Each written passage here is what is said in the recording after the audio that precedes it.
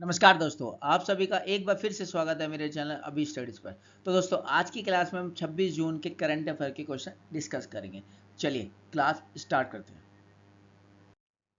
आज का हमारा पहला क्वेश्चन है, इनमें से किस भारतीय अर्थशास्त्री और सिविल सेवक को विश्व बैंक और आईएमएफ के उच्च स्तरीय सलाहकार समूह के सदस्य नामित किया है? किस किस का विश्व बैंक और आईएमएफ के उच्च स्तरीय सलाहकार समूह के सदस्य नामित किए गए हैं?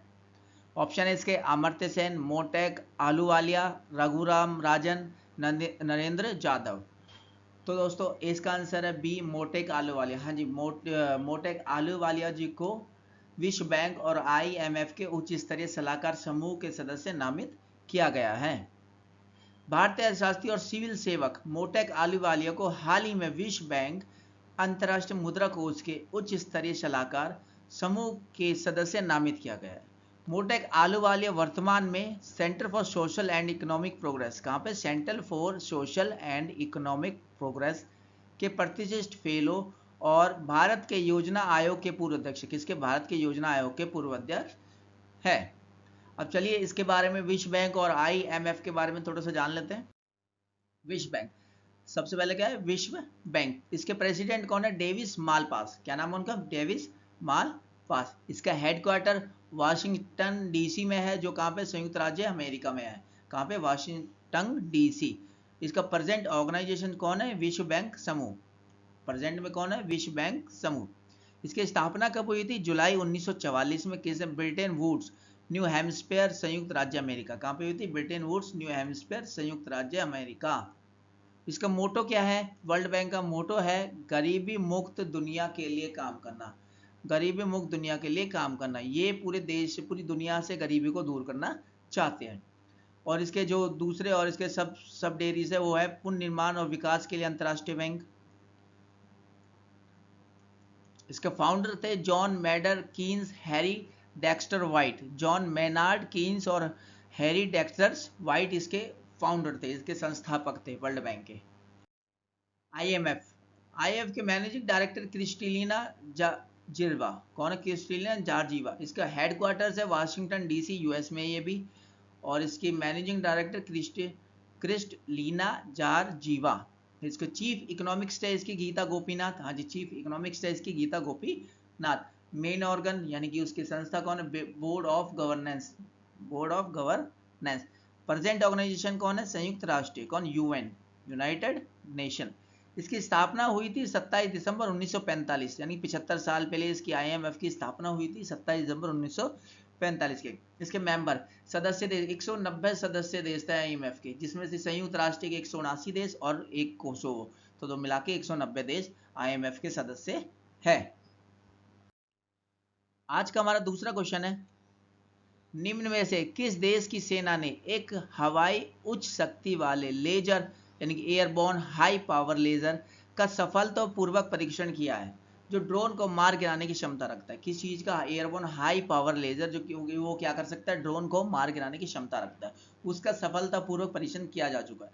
तो कहाँ पे किया? इजराइल, नेपाल, सी, चीन या डी, रूस? तो दोस्तों इसका आंसर ए, इजराइल। हाँ जी, इजराइल ने एयरबोर्न हाई पावर का सफलतापूर्वक परीक्षण किया है। इजराइल सेना ने एक हवाई उच्च शक्ति वाले लेजर का सफलतापूर्वक परीक्षण किया है, जो ड्रोन को मार गिराने की क्षमता रखता है। क्या करता है? ड्रोन को मार गिराने की क्षमता रखता है। इजराइल के पास पहले से ही बड़ी और अत्याधुनिक वायु रक्षा प्रणाली आयरन डोम है। इस लेजर को एल्बिट सिस्टम के साथ विकसित किया गया है। किसके द्वारा? एल्बिट सिस्टम के साथ विकसित किया गया है। इसे एक नागरिक विमान पर रखा गया था। किस पे? एक नागरिक विमान होता है जो नॉर्मल, उन पर रखा गया था। और भूमध्य सागर के ऊपर किए गए हालिया परीक्षण में इसने एक ड्रोन को सफलतापूर्वक मार गिराया था। और भूमध्य सागर के ऊपर उन्होंने एक ड्रोन को उड़ाया था, और उस ड्रोन को इसने एयरबोर्न हाई पावर लेजर ने मार गिराया था। इसराइल की जो राजधानी है जेरूसलम है। हाँ जी, इसराइल की राजधानी है जेरूसलम। वहाँ के प्रधानमंत्री नफ्ताली बेनोट, वहाँ के राष्ट्रपति रूवेन रिविलिन, और वहाँ की मुद्रा इजरायली शेकेल। हाँ जी, राजधानी जेरूसलम, प्रधानमंत्री है वहाँ के नफ्ताली बेनेट है, और जो वहाँ के राष्ट्रपति है वह रूवेन रिवालिन, और जो मुद्रा है इजरायली शेकेल। आज का हमारा तीसरा क्वेश्चन है, हाल ही में राष्ट्रीय बाघ संरक्षण प्राधिकरण यानी एनटीसीए ने किस राज्य के रामगढ़ विषधारी वन्यजीव अभ्यारण्य को बाघ अभ्यारण्य बनाने की मंजूरी दे दिया? किस चीज को? वन्यजीव अभ्यारण्य को बाघ अभ्यारण्य बनाने की मंजूरी दे दी है। तो इसका ऑप्शन है बिहार, पंजाब, राजस्थान या झारखंड। तो दोस्तों इसका आंसर है सी, राजस्थान। हाँ जी, राजस्थान सरकार ने जो वहाँ का वन्यजीव अभ्यारण्य है रामगढ़ का, उसको बाघ अभ्यारण्य बनाने की मंजूरी दे दी है। हाल ही में राष्ट्रीय बाघ संरक्षण प्राधिकरण की तकनीकी समिति ने राजस्थान के रामगढ़ विषधारी वन्यजीव अभ्यारण्य, क्या नाम है उसका, विषधारी वन्यजीव अभ्यारण्य को बाघ अभ्यारण्य बनाने की मंजूरी दे दी है। इसके साथ ही रामगढ़ विषधारी वन्यजीव अभ्यारण्य राजस्थान का चौथा टाइगर रिजर्व, किसका? राजस्थान का चौथा टाइगर रिजर्व बाघ अभ्यारण्य बन जाएगा। हाँ जी, ये चौथा टाइगर रिजर्व अभ्यारण्य बन जाएगा। वह कहाँ का? राजस्थान का। ये भारत का 52वां टाइगर रिजर्व होगा। हाँ, ये क्वेश्चन आ सकता है, भारत का 52वां टाइगर रिजर्व कहाँ पर है? तो ये हम बता सकते हैं रामगढ़। राजस्थान के अन्य 3 बाघ अभ्यारण्यों में सवाई माधोपुर स्थित रणथंभौर टाइगर रिजर्व, कौन सा है? रणथंभौर टाइगर रिजर्व, और अलवर स्थित सरिस्का टाइगर रिजर्व और कोटा स्थित मुकुंदरा हिल्स टाइगर रिजर्व शामिल है, जब बाघों की संख्या 90 से अधिक है। जहाँ पे बाघों की संख्या कितनी है? 90 से अधिक है। और ये जो अभी बनाया जाएगा वो चौथा का टाइगर रिजर्व होगा। आज का हमारा चौथा क्वेश्चन है, भारत और किस देश की सेना जून 2021 के अंतिम सप्ताह में पैसेज नेवल एक्सरसाइज आयोजित करने जा रही है? ऑप्शन है अमेरिका, पाकिस्तान, जापान, चीन। तो दोस्तों इसका आंसर है ए, अमेरिका। हाँ जी, भारत और अमेरिका की सेना 2021 के जो अंतिम हफ्ता आएगा या वीक आएगा, जो भी पैसेज नेवल अभ्यास करने जा रही है। भारत अमेरिका जून 2021 के अंतिम सप्ताह में पैसेज नेवल अभ्यास आयोजित करने जा रही है। भारतीय नौसेना और अमेरिकी नौसेना के Ronald Reagan carrier strike group, कौन सा? Ronald Reagan carrier strike group के साथ अभ्यास में भाग लेने के लिए समुद्री गश्त और पोत और अन्य विमान ले जाएंगे। क्या ले जाएंगे? समुद्री गश्त और पोत विमान ले जाएंगे। पैसेज भारतीय और अमेरिकी नौसेना के बीच नियमित अभ्यास का हिस्सा है। जो पैसेज होगा ये भारतीय और अमेरिकी नौसेना के बीच नियमित अभ्यास का हिस्सा है।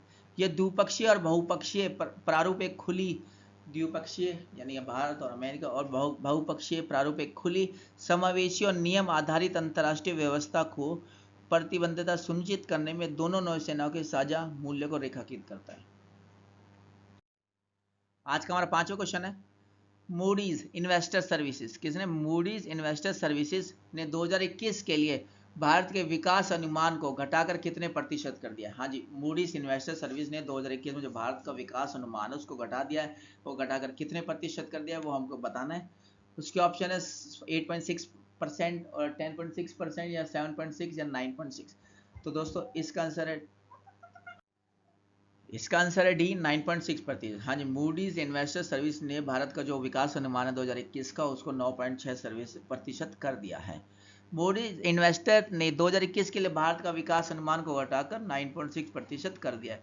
जो पहले 13.9% था, पहले कितना था? 13.9%, अब इसको घटाकर 9.6% कर दिया है। इसके अनुसार 2022 में विकास दर 7% तक सीमित रहेगी। इसने बोला है 2022 में जो विकास दर है वो 7% तक सीमित रहेगी। इस रिपोर्ट के अनुसार उच्च आवृत्ति वाले आर्थिक संकेत हाई फ्रीक्वेंसी इकोनॉमिक इंडेक्स दर्शाते हैं कि भारत में कोविड-19 की दूसरी लहर ने अप्रैल और मई में अर्थव्यवस्था को बुरी तरह प्रभावित किया है। हाँ, तो ये तो सबको ही पता होगी, कोविड-19 की दूसरी जो लहर है उसका बहुत ज़्यादा प्रभाव पड़ा है भारत में और भारत के लोगों पर बहुत ज़्यादा ही। उसकी वजह से भारत की जो विकास अनुमान है वो मूडीज इन्वेस्टर ने घटाकर 9.6 कर दिया है।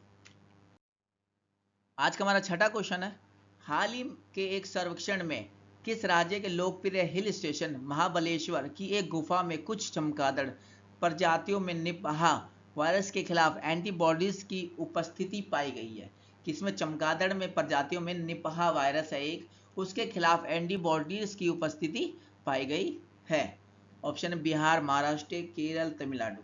तो दोस्तों इसका आंसर है बी, महाराष्ट्र। हाँ जी, महाराष्ट्र के एक हिल स्टेशन है महाबलेश्वर, तो वहाँ की जो कुछ गुफाएं हैं वहाँ पे चमगादड़ प्रजातियों में निपा वायरस के खिलाफ एंटीबॉडीज की उपस्थिति पाई गई है।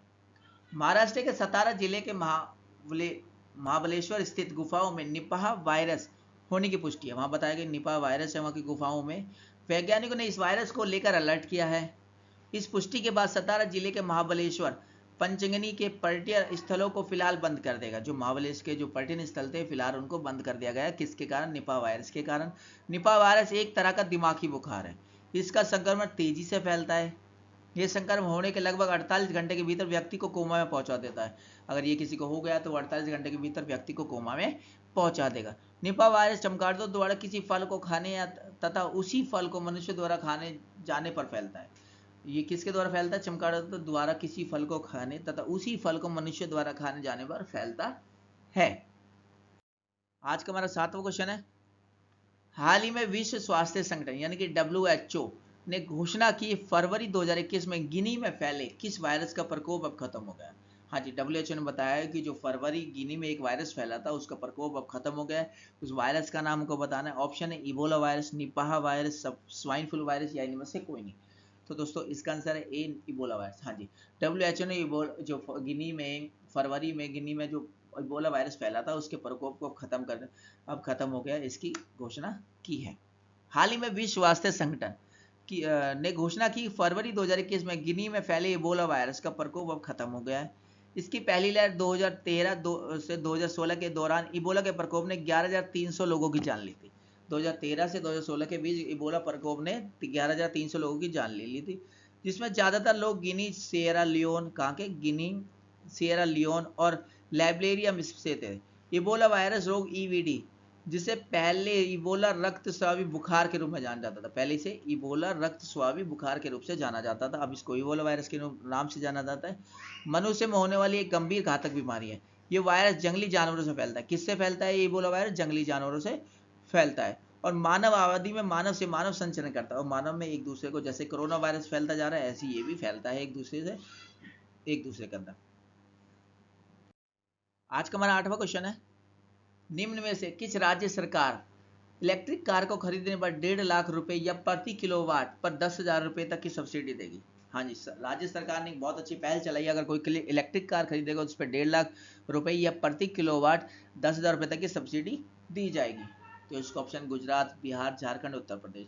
तो दोस्तों इसका आंसर है ए, गुजरात। हाँ जी, गुजरात सरकार ने इलेक्ट्रिक कार खरीदने पर 1.5 लाख की सब्सिडी, 1.5 लाख रुपए या प्रति किलोवाट 10,000 रुपए तक की सब्सिडी देगी।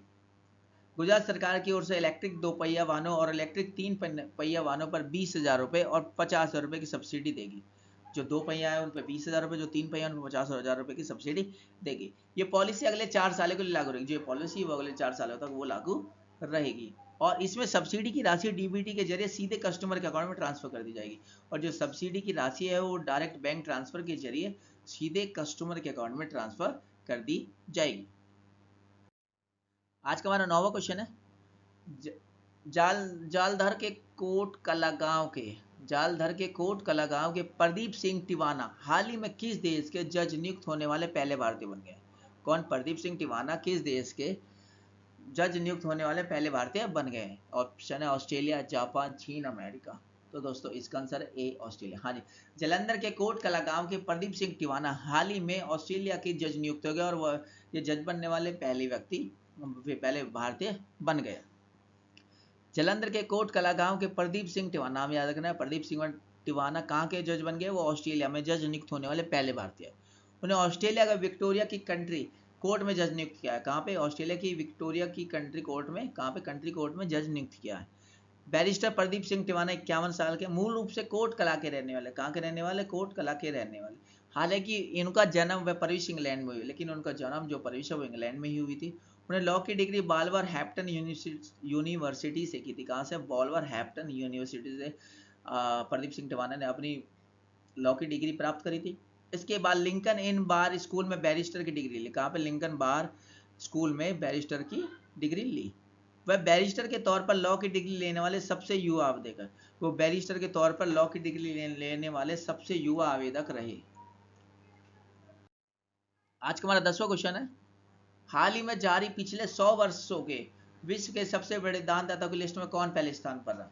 हाँ जी, अभी एक लिस्ट जारी किया जो पिछले 100 वर्षों में सबसे ज्यादा जिन्होंने दान किया वो लिस्ट जारी किया, तो उसमें कौन पहले स्थान पर रहा उसका नाम हमें बताना है।